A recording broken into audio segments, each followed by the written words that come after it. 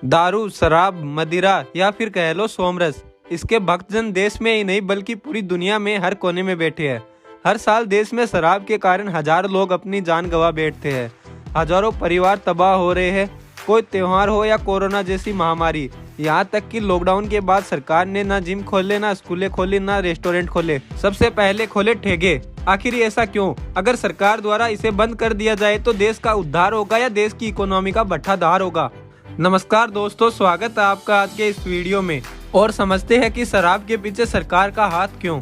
दोस्तों, कहीं ऐसा तो नहीं कि ये जो भाई लोग सुबह सुबह बड़ी बड़ी लाइनों में लगे रहते हैं, इन्होंने अपने लड़खड़ाते कदमों से देश की इकोनॉमी संभाल रखी हो।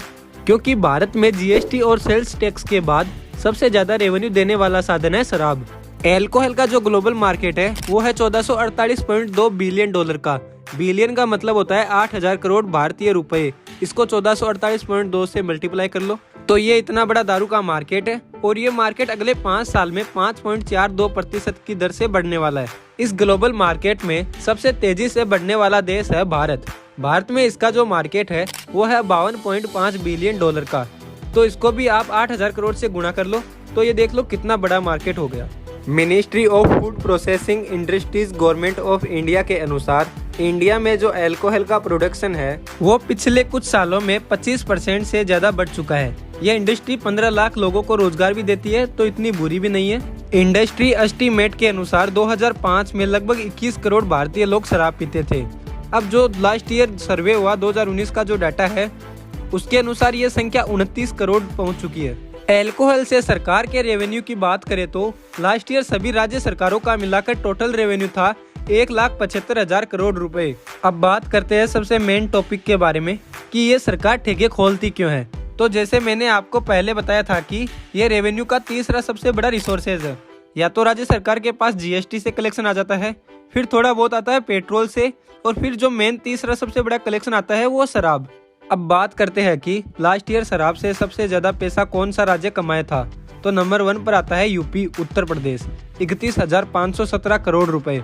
मतलब ऑन एवरेज की बात करें तो प्रतिदिन 100 करोड़ रुपए हमारे इन लड़खड़ाते भाइयों ने यूपी की अर्थव्यवस्था को दिए हैं। फिर आता है कर्नाटका, 20,950 करोड़ रुपए। इसके बाद आता है महाराष्ट्र, 17,477 करोड़ रुपए। फिर मध्य प्रदेश 13,000 करोड़ रुपए। और ऐसे ही सभी राज्यों की टोटल इनकम है 1,75,000 करोड़ रुपए। और हाँ, ये जो सारी इनकम है वो लीगल वाली है। ये जो नकली बिक रही है, बिना लाइसेंस के बिक रही है, वो सब अलग है। ये तो वो है जो लीगल ठेके से 1 नंबर में बिक रही है, उसकी इनकम है ये। और जितने छोटे राज्य हैं जिनमें इनकम के बहुत कम सोर्स है, वहाँ सबसे इम्पोर्टेंट सोर्स यही हो जाता है। जैसे मिजोरम में टोटल सरकार जितना पैसा कमाती है उसमें से 58% पैसा शराब से आता है। यहाँ पर तो पेट्रोल जीएसटी भी 2nd 3rd नंबर पर चले गए। पौंडीचेरी में ये 55% है, आपका मेघालय में ये 47%, तेलंगाना में ये है 31%। अब ये तो हुए शराब से सबसे ज्यादा पैसे कमाने वाले राज्य।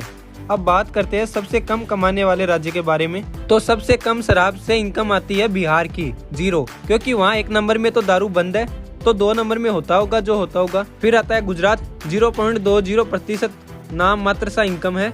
फिर मणिपुर में 7%, फिर असम में 8% और गोवा में 9% है। इस प्रकार से है। बिहार में जब से शराब बैन हुई है उसी साल से बिहार सरकार को 3500 करोड़ रुपए का सालाना घाटा लगता है, जो कि इनकी इनकम शराब से हुआ करती थी। अब बिहार सरकार इस घाटे की भरपाई करने के लिए रिसोर्सेस तलाश रही है, लेकिन दारू की भरपाई हर कोई नहीं कर पाएगा। लेकिन हाँ, इन सब से देश की अर्थव्यवस्था का कोई नुकसान नहीं हुआ, क्योंकि जिस साल 3500 करोड़ रुपए बिहार से रेवेन्यू कम आया, उसी साल बिहार के पड़ोसी राज्य उत्तर प्रदेश वहाँ 3000 करोड़ रुपए बढ़ गई, क्योंकि पीने वाले वहाँ से लेके आ गए। वेस्ट बंगाल की 4000 करोड़ से 4800 करोड़ हो गई, ये 800 करोड़ की इधर से लेके आ गए। तो बिहार ने अपना रेवेन्यू खोया है, पीने वालों की कोई कमी नहीं है। अब वो इनसे न लेकर किसी दूसरों से ले लेंगे। हमारे एक समाज सेवक भाई साहब है, उन्होंने एक सर्वे किया तो पता चला कि कई लोग अपनी कमाई से ज्यादा की शराब पी रहे हैं।